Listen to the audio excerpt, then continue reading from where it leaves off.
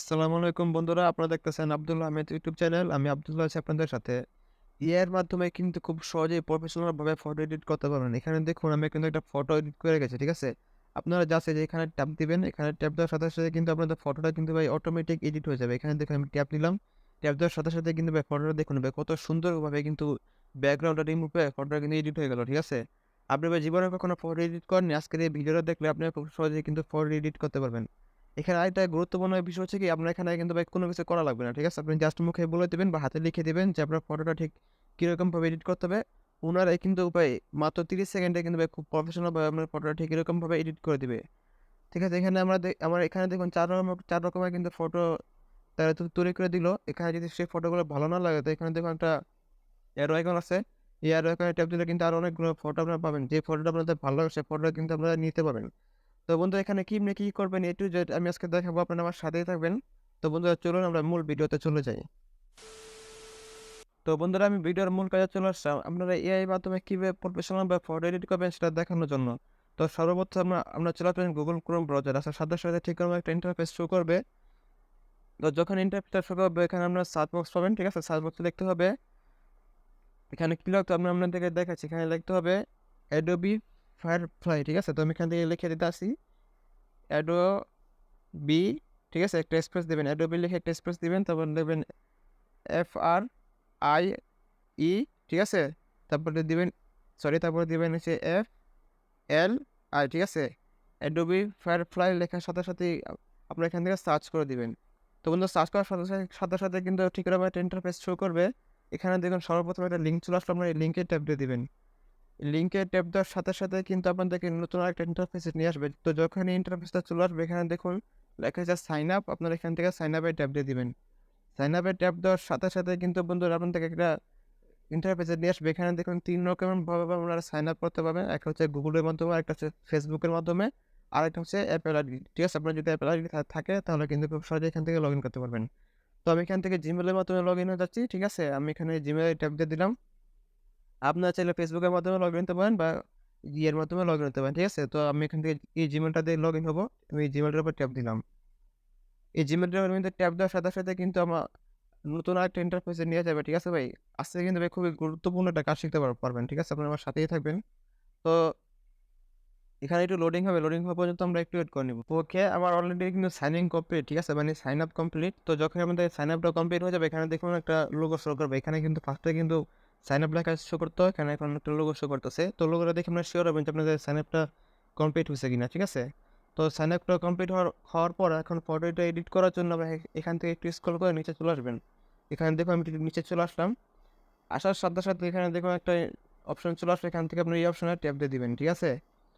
এই অপশনে ট্যাপ দেওয়ার সাথে, সাথে কিন্তু বন্ধুরা আপনাদের সামনে একটা ইন্টারফেস শো করবে। আপনারা যেরকম ফটো যেভাবে এডিট করতে চাচ্ছেন, ঠিক আছে? সেই ফটোটা এখান থেকে সিলেক্ট করার জন্য এখানে লেখা আছে আপলোড ইমেজ। আপনারা এখান থেকে আপলোড ইমেজে টাচ করে দিবেন। টাচ করে দেওয়ার সাথে, সাথে আপনার গ্যালারিটা শো করবে। এখন যে ফটোটা আপনি এডিট করতে চাচ্ছেন সেই ফটোর উপর ট্যাপ দিবেন। তো ধরুন আমি এখান থেকে ফটো এডিট করব। তো এটার উপর ট্যাপ দিলাম। এটার উপর ট্যাপ দেওয়ার সাথে, সাথে এখানে ডান লেখাটা চলে আসছে। এখান থেকে আমরা ডানে চলে আসবো। তো ডানে চলে আসার সাথে, সাথে কিন্তু বন্ধুরা ফটোটা একটু প্রসেসিং থাকবে। ঠিক আছে? তো প্রসেসিং হওয়া পর্যন্ত আমরা একটু অপেক্ষা করব। তো অলরেডি কিন্তু প্রসেসিংটা কমপ্লিট। এখন দেখুন যে ফটোটা কিন্তু এখানে চলে আসলো। ঠিক আছে? তো ফটোটা এখান থেকে আমি একটু বড় করে নিব। ঠিক আছে? তো ওখান থেকে দেখুন আমি ফটো টেনে একটু বড় করে নিচ্ছি।